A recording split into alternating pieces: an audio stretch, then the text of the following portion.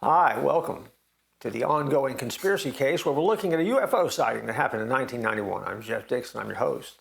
And as we are exploring the case, each episode we're giving you what is evidence for you to process, think through, even do a little bit of your own research, if you will. Because I know that some of you, after the last episode, went out and YouTube, looked for the video that we're talking about, and now you've seen it for yourself. What do you think? Yeah, that's what I think too. Anyway, as we continue looking at this case, I said in this episode we'd be looking at the key to the case. And see, the key to the case may lie upon the person using the name Guardian. Remember Guardian, right? Guardian is the one who sent the videotape. Guardian was the name that was actually on the videotape that became the tape in question. The presence of that mysterious individual in a remote field late at night and with a video camera in hand, just in time for a UFO sighting, that doesn't sound like just dumb luck, does it? I mean, it might to you, but it doesn't to me, because I'll be honest with you, I'm a lot more skeptical about these kind of things than you are, and I'm often skeptical about the cases that we look at. I always want to know what the solid evidence is. Well, according to our researcher, Bob, whether the event was real or an elaborate hoax, somehow, some way, he was convinced that Guardian had to have some type of prior knowledge that it would happen, or why else would he be in the field in the middle of the night with a camera poised and ready to capture it? That's pretty solid thinking, right? Especially for a UFO researcher. And he believes that the Guardian, whoever this person is, has to be connected to the event in some way. But virtually nothing is known about Guardian's true identity. Curiously, in the world of UFO research, he has contacted UFO researchers in connection with one reported by Diane and the other one that had previously been reported in West Carrollton. And so in other words, Guardian's involvement really is in that West Carrollton area. When Bob and Lifeit began looking into the sightings, they speculated that it may have been a hoax since Diane was involved in both of them. However, after getting to know her, they really did believe that she came across as credible, that she really was confused by it, frightened by it, and had hesitated to share her story. It was looking for some verification.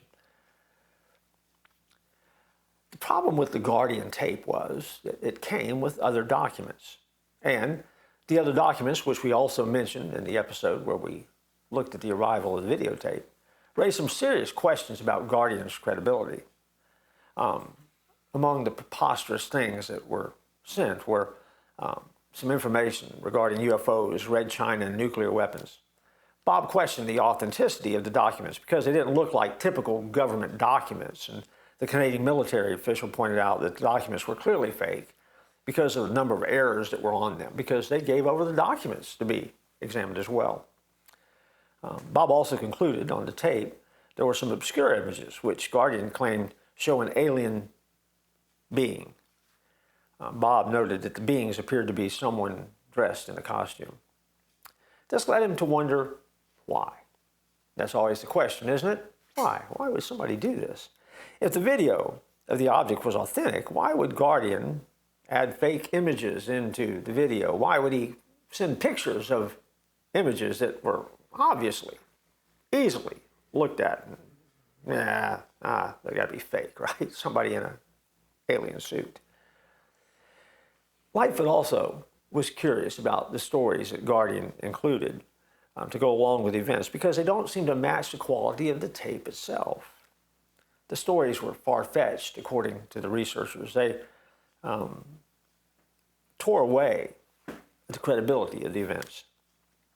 So in spite of the dubious images and the questionable documents, many experts were torn because they still believed that the event that they were seeing on tape was real, was valid, was not a hoax.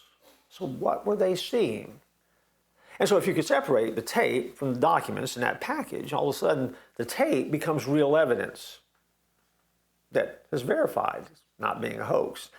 The other documents, pushed to the side, sent by some nutball named Guardian. So what really happened in the fields of West Carrollton.